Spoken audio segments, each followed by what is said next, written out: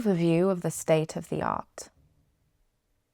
Although scripting and agency might appear to contradict one another given the indeterminate spontaneity attributed to agents and the determinacy attributed to scripts, for centuries philosophers, cultural theorists, scientists and artists in various domains have attempted to provide a mechanical account of agency in which no mysterious source or glitch of indeterminacy need be invoked, from Douglas Hofstadter's model of the self as a strange loop, a self without center, over developmental psychologists' emphasis on the formative experiences of early childhood, to Judith Butler's theories of social subject formation. In turn, such ideas are wittingly or unwittingly being put to the test in the field of artificial intelligence, whereby I argue that this can also be achieved in the laboratory of art practice. Here I will outline some of the main areas, scholars and artists that inform the project, many of which will be reviewed in more detail throughout chapters 1 to 4. Given the relatively wide cross-disciplinary scope of the question of scripting for agency, I've grouped the relevant research domains in the following way: Continental Philosophy, Formulas, Tradition and Communal Memory, Social Psychology and the Contextual Person, Art, Metafiction and Authorship, and Determinism, Computation and Agency. Continental Philosophy. The notion that a person or self can be understood as a kind of text spans across post-structuralism, feminism and hermeneutics. Jacques Derrida's concept of deconstruction argues against the possibility of fixed meaning or presence in the signified, showing how meaning is indefinitely deferred in dynamic, living language. Consequently, the identity of a person, or the meaning of self, is not determined by an inherent fixed attribute, but is always being defined and redefined in relation to other identities and experiences, mirroring Julia Kristeva's notion of intertextuality.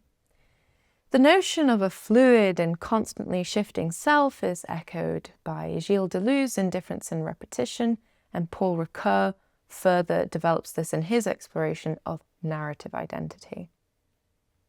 Relating specifically to the role of institutional practices, rituals, and speech acts in subject formation, Simone de Beauvoir's The Second Sex can be seen as a precursor to theories on the textuality of persons, as it explores how woman is constructed by social narratives. This exploration continues in Michel Foucault, for instance, where he outlines the discursive production of sexuality through history. Louis Althusser added to this emphasis on language in the production of identity by introducing the notion of interpellation, a process by which individuals are hailed into subjectivity by ideological state apparatuses such as education, religion, and the family. And Judith Butler's theory of gender performativity builds on these concepts to examine the societal scripts through which identities are played out and revised. In providing accounts of textuality in relation to agency generally, and in relation to subject formation in particular, most of these scholars are referred back to across the whole thesis. Formulas, Tradition and Communal Memory. Of great influence to me has been both the independent and joint work of Slavica Rankovic, my mother, and Milos Rankovic, my father. Notably, Slavica Rankovic's notion of distributed authorship, developed through her study of orality literacy in South Slavic poetry and Icelandic sagas, which shaped my methodological focus on the author as medium, which I'll discuss later in chapter 1, And Miloš Ranković's meteoric theory of art, which, through using the tools of ensemble forecasting to theorize how artists navigate aesthetic space, led me to see character as an attractor in the space of possible behaviors, which I'll discuss in chapter 4. Their joint research on formulas, tradition, and communal memory have a particular relevance to this project, where the three of us have noticed a point of convergence around how they, following other students of orality literacy, use the term formula and how I use the term character. Both formula and character converge also with Richard Dawkins' concept of the mean. I'll introduce that later, but all three terms bring slightly different connotations that alter the perspective with which one might think about units of cultural inheritance. As my parents, Miloš and Slavica Ranković, are more intimately bound up in my own scripting than the other references I draw upon. Over the years, we have shared our research and ideas between us more expediently than is usually possible between scholars, often in combination with other activities such as having dinner, assembling IKEA furniture, or shooting hoops.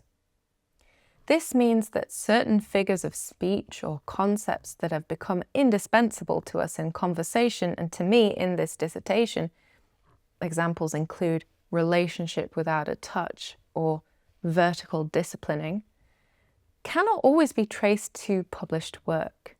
In these cases, I indicate who coined the term and label its origin as personal communication, along with related publications if available. Social psychology and the contextual person. Because my methodology predominantly involves performing and acting, throughout the dissertation I have drawn extensively on the work of sociologist Erving Goffman, who rigorously set out how theatrical performance can be used as a framework for studying the presentation of self in everyday life, often noting the grey areas between the two. By formulating interpersonal behaviour as a performance for the many different audiences encountered by an individual throughout daily life, Goffman posits a view of the person that is highly context dependent, tracing the various ways in which the individual is scripted by the social situation they find themselves in. Further, both my research and methodology are very much informed by my own chameleonic experience as someone who moves fluidly between multiple, sometimes conflicting, national, cultural, linguistic, and class identities on a regular basis. Living with character inconsistency and fluidity itself requires an attuned skill in frame switching. And that term means adaptively negotiating the incongruent social groups in one's life by presenting different versions of oneself, what I call characters, depending on the context. My fascination with this personal fluidity became the bedrock of my artistic experiments in character morphology in video and writing, whereupon I often found parallels between the cultural psychology literature on frame switching and what I observed in my own art practice in life. Cultural psychology concepts such as knowledge activation theory, cultural frame, and cultural priming were instrumental in theorizing character as a free-floating behavioral script of varying scale that can be readily transmitted between human beings and which, once adopted, becomes a cognitive frame. And within this area, I've been particularly influenced by the work of Alexandria L. West, Rui Zhang, Maya A. Jablonski, and Joni Y. Sasaki, whose joint research on frame switching revealed that the inconsistent self-presentation occurring as a consequence of frame switching is read as inauthentic in social settings, highlighting, quote, the potential cost of cultural fit, end quote. So this led me to propose authenticity as an aesthetic quality whose function is to socially regulate human character variability in Chapter 6. So don't worry about all that, that's coming. This review of the state of art is really just to give you a flavour of what kinds of disciplines and ideas feed into this research on the idea of scripting for agency. And I suppose the key thing to note here is just the extent of the interdisciplinarity of this subject matter, self, agent, identity. It's going to require a lot of collaboration between people from different disciplines to kind of reimagine these concepts for our time. The next field I'd like to open up is art, metafiction and authorship. When it came to describing the artistic references that informed this PhD, I often found that I had a much harder time remembering who the relevant artists or artworks were than I did when tracing my academic references. Yet even as I succeed and list, for example, artists who adopt, as I did, the practice of performing others, you have Nikki S. Lee, Cindy Sherman, Chiara Fumai, Gillian Waring, Francesca Woodman, Genevieve Gaynard, Andrea Fraser, Shana Moulton, Oriana Fox, Amalia Orman, and then you've got artists who are scripting others, Carrie Young, Lucy Beach, Edward Thomason, and you've got artists querying selfhood in fiction, Luigi Pirandello, Virginia Woolf, Milan Kundera, Elif Shafak, Orphan Pamuk. And even if they are artists whom I deeply admire, the process ends up feeling somehow disingenuous when it comes to art and art research, as if I were betraying the truth about how artworks really get made.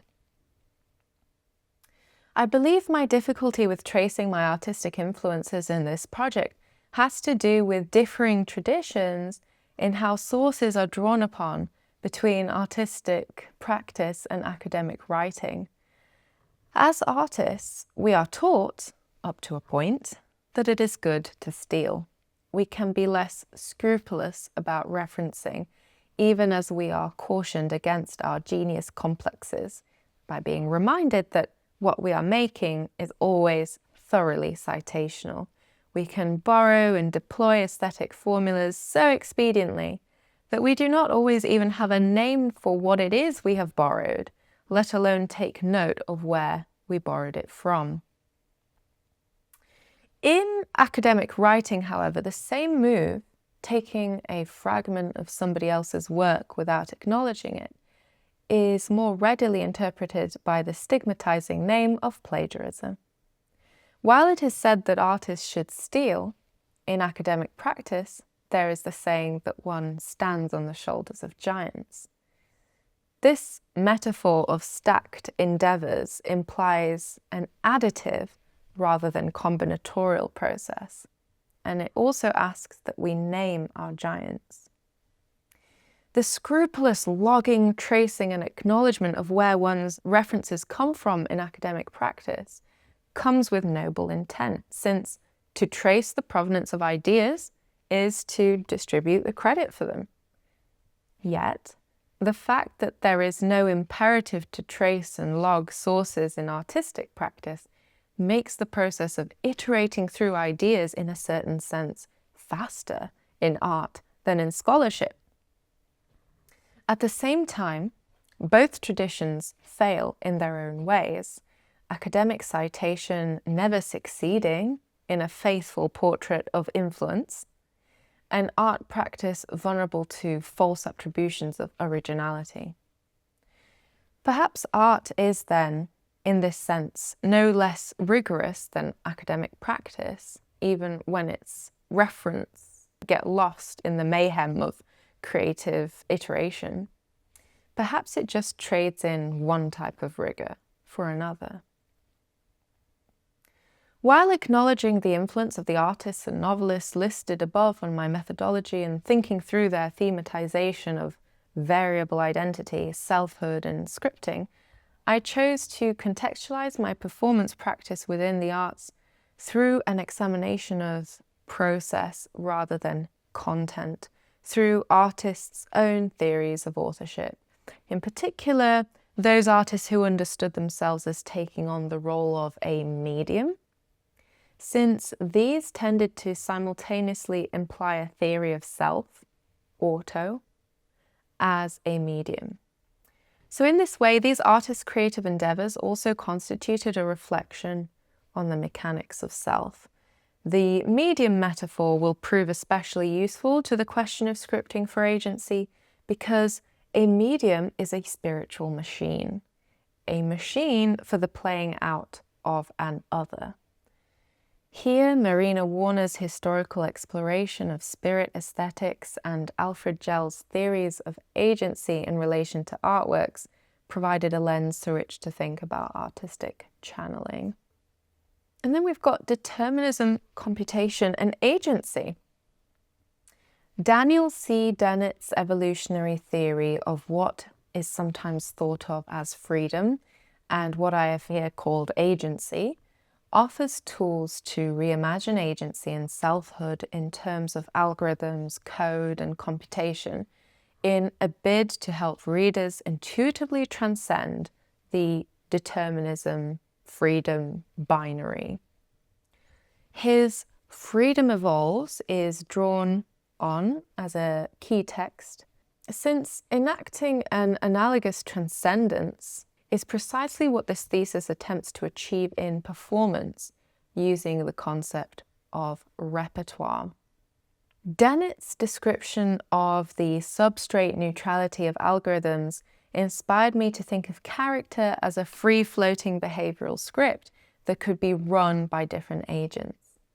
Further, his way of thinking of personality as a human-to-human interactive interface led me to theorize the social preference for character consistency as an evolutionary advantage to the extent that it promotes social cooperation in Chapter 6. This is too far ahead to be really understood without laying the groundwork. Again, it's just to give you a flavor of the sorts of terminology that's going to come up and where it's coming from.